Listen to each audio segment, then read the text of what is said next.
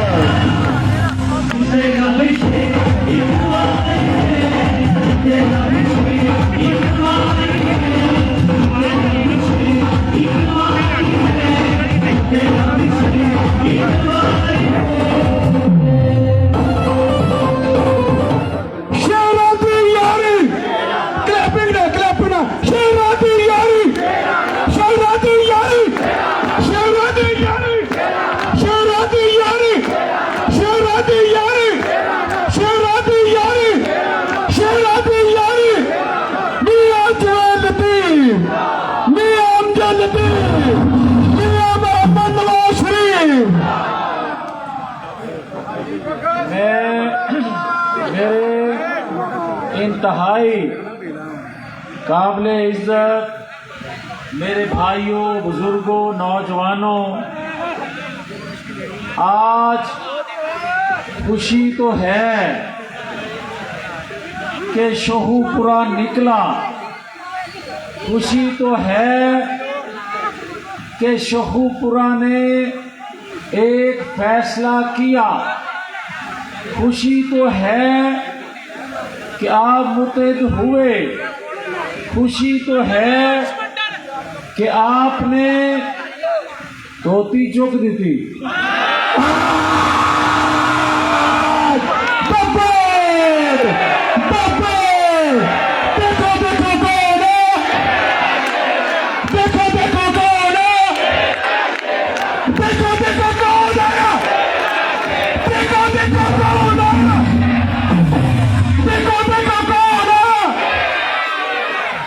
खुशी तो है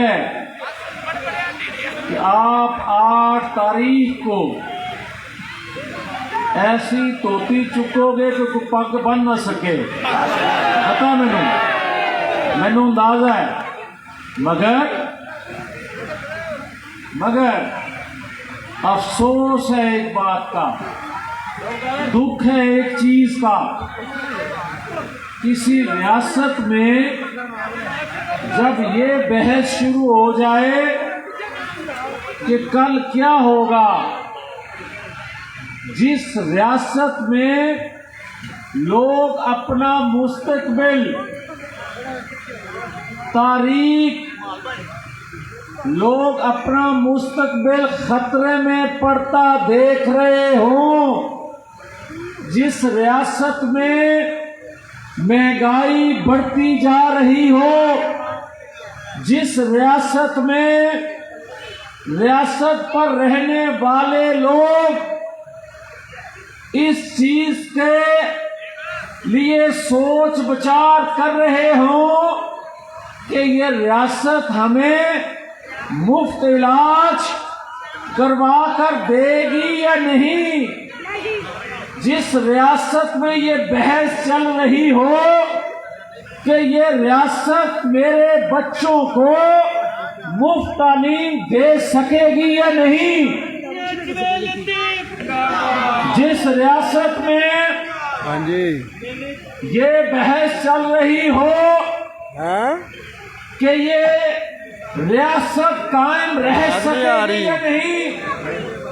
जिस रियासत की अखलाकी कदरें बर्बाद हो चुकी हो, जिस रियासत का फलसफा खत्म हो चुका हो, जिस रियासत के अंदर इस्लामी इक़दार और जो रियासत कलमे के नाम पे वजूद में आई हो, उसमें इस्लामी तशख़्ख़ुस बर्बाद हो चुका हो, और फिर जिस रियासत के ऊपर 7-8 करोड़ लोग 2 वक्त की रोटी न खा सके, एक वक्त मिले तो दूसरे वक्त के लिए مارے مارے پھریں، اس ریاست سے قوم کا رشتہ کمزور ہو جاتا ہے، اور جب رشتہ کمزور ہو جائے قوم کا تو پھر ریاست کو بچانے والا کوئی نہیں ہوتا۔ کبھی ایٹم بم جو ہے آج کے دور میں ریاست کا تحفظ نہیں کر سکتے۔ آپ نے اگر تاریخ پڑھی ہے تو دیکھیں، رشیا روس ٹوٹا، دوسری بڑی عالمی قوت تھی، اسلحے کے انبار تھے، مگر جب اس سے ریاستیں الگ ہوئی تو ان کے حصے اسلحے کے پہاڑ آئے، اور 25 30 35 سال ہو گئے ان سے الگ ہوئے، ان کو آج تک اپنا دفاع کرنے کے لیے ایک بندوق کی ضرورت اور نہیں پڑی، مگر جب ان سے ریاست الگ ہوئی، اسلحے کے پہاڑ آئے مگر گندم کی بوری نہیں آئی۔ جب قوم بھوکی مرتی ہے تو ریاستیں ٹوٹتی ہیں۔ ایک بڑے منصوبے کے تحت پاکستان کے اندر منصوبہ بندی سے، عالمی قوتوں کی منصوبہ بندی سے ایک لونڈا، ایک ایسا بد کردار شخص لایا گیا، اور پلے بوائے اس کو کہتے تھے، مگر میرے عدل کے نظام کو چلانے والے، میرے عدل کے عمارتوں میں بیٹھے منصف، اس وقت کے جو منصف تھے، انہوں نے کہا یہ صادق اور امین ہے۔ ہم کہتے رہے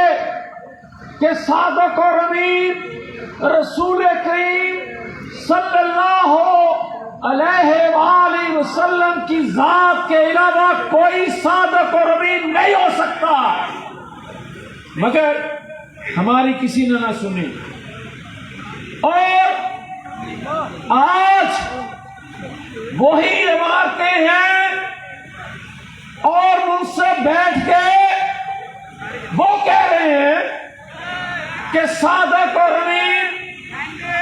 محمد مصطفیٰ احمد مصطفیٰ صلی اللہ علیہ وآلہ وسلم کے علاوہ دنیا کا کوئی شخص صادق اور امین نہیں ہو سکتا، یہ کہہ رہے ہیں۔ جب میں کہتا تھا تو مجھے غدار کہتے تھے، مجھے انڈین نواز کہتے تھے، تو پھر بتاؤ جنہوں نے صادق اور امین کا سرٹیفکیٹ دیا تھا وہ کیا اندھے تھے، گونگے بہرے تھے، پڑھے لکھے نہیں تھے؟ کیا ان کو علم نہیں تھا؟ کیا اسلامی تعلیمات کا علم نہیں تھا؟ یا وہ غلط تھے یا آج غلط ہے؟ اور اگر آج کے لوگ سچ کہہ رہے ہیں تو پھر جنہوں نے صادق اور امین کا سرٹیفکیٹ دیا تھا، قوم کو گمراہ کیا تھا،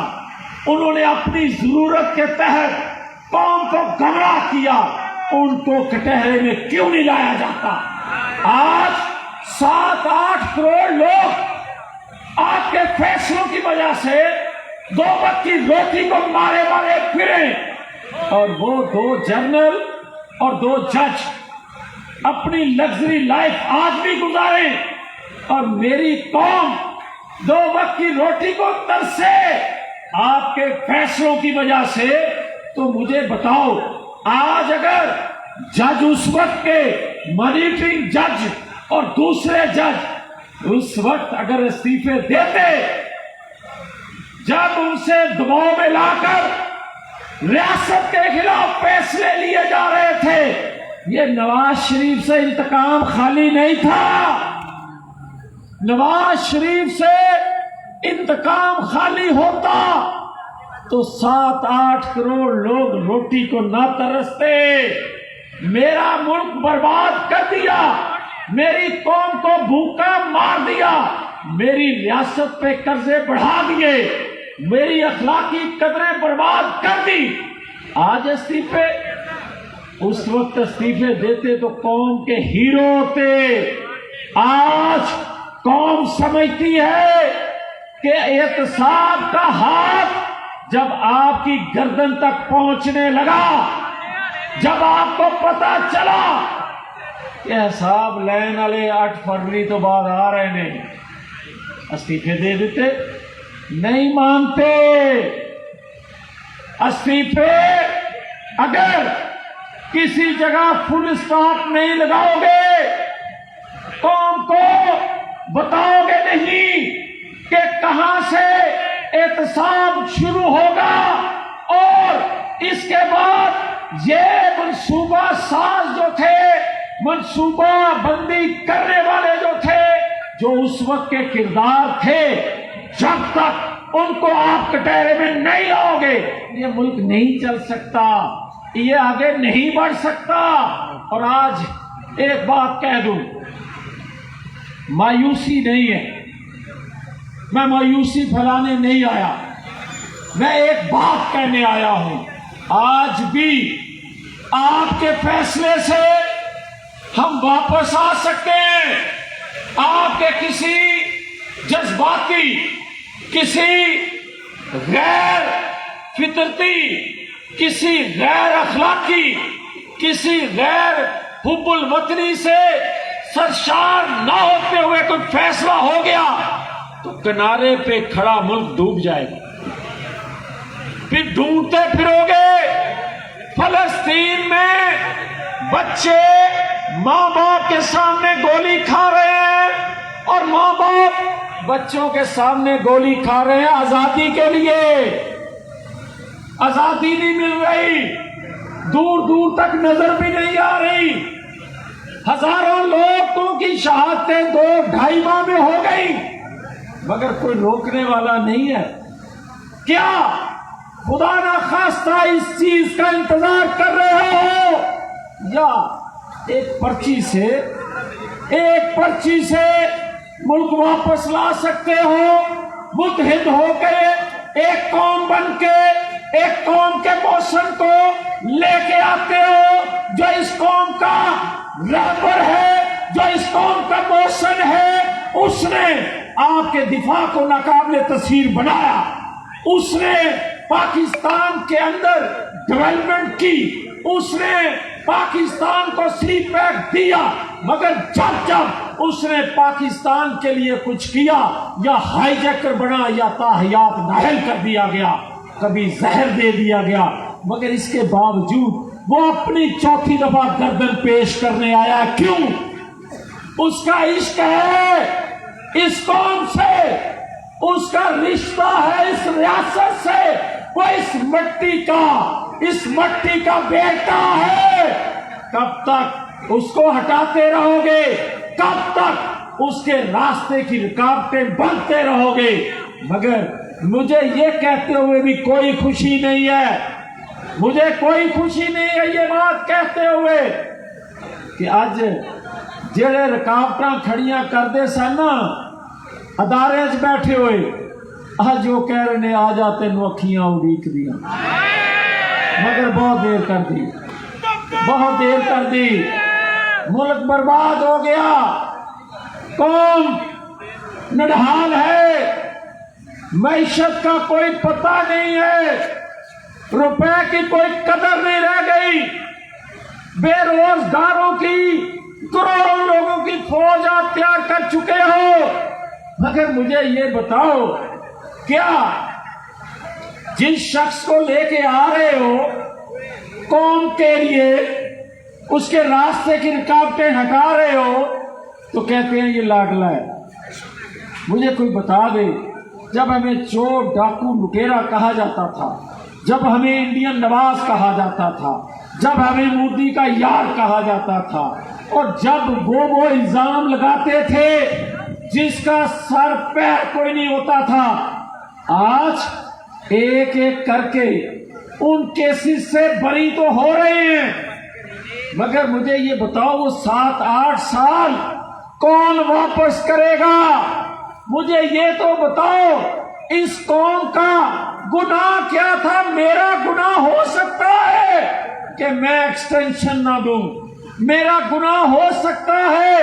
کہ میں غیر آئینی قانونی کاموں پہ اپنے آپ کو کھڑا کر دوں، میرا یہ گناہ تو ہو سکتا ہے کہ میں عالمی قوتوں کی رضامندی کے بغیر پاکستان کو ایٹمی قوت بناؤں، میرا یہ گناہ تو ہو سکتا ہے میں عالمی قوتوں کی مرضی کے بغیر پاکستان کے اندھیرے دور کروں، میرا یہ گناہ تو ہو سکتا ہے کہ میں پاکستان کی معیشت کو اٹھا لوں، میرا گناہ یہ تو ہو سکتا ہے کہ میں آنے والی نسلوں کی خوشحالی کے لیے سی پیک دوں، مگر میرا یہ گناہ نہیں ہے جو میرے پہ تھوکتے رہے۔ ایک دفعہ آپ کسی کو کہتے ہو گڈ ٹو سی یو، ایک لٹیرے کو کہتے ہو گڈ ٹو سی یو، ایک 9-10 مئی کے مجرم کو کہتے ہو جس نے پاکستان کی اینٹ سے اینٹ بجا دی، اس کو کہتے ہو کہ یہ بڑا معصوم ہے، یہ بڑا مقبول ہے۔ تو کیا نواز شریف 2/3 اکثریت نہیں رکھتا تھا جب اس کو آپ نے بے گناہ ہوتے ہوئے فیصلوں سے ہٹایا؟ اور کیا ذوالفقار علی بھٹو مقبول نہیں تھا؟ اس کو وزیر اعظم ہوتے ہوئے پھانسی دی۔ اور کیا اس نے مقبول جو آپ کو نظر آتا ہے، کیا آج دکھی دل سے اپنے دل کی بات کہنے لگا ہوں شاہپورہ میں، اور کہنے کیوں لگا ہوں؟ اس کے کرم کے بعد، اس کے رحم کے بعد، اس کے کالی کمنی والے کے صدقے مجھے میرے جیسے کمزور بندے کو، میرے جیسے ناچیز کو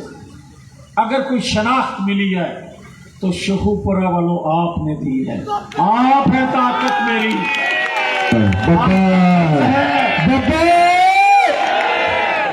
آپ کا قرض ہے میرے پہ، میں قرض اتارنا چاہتا ہوں، مرنے سے پہلے اتارنا چاہتا ہوں، اس لیے کہ قومیں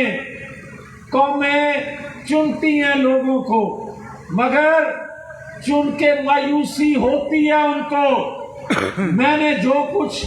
لیا آپ سے میں لٹانا چاہتا ہوں۔ میں آپ کو کہتا ہوں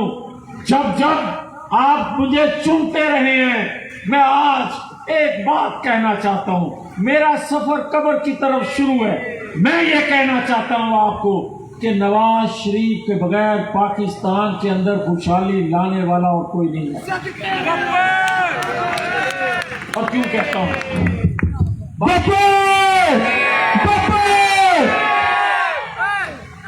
میں گل کر رہا ہوں، میں دکھی دل نال گل کر رہا ہوں، میں اس پاکستان دے لیے گل کر رہا ہوں، میری گل سن لو۔ میں یہ بات کہنے لگا ہوں،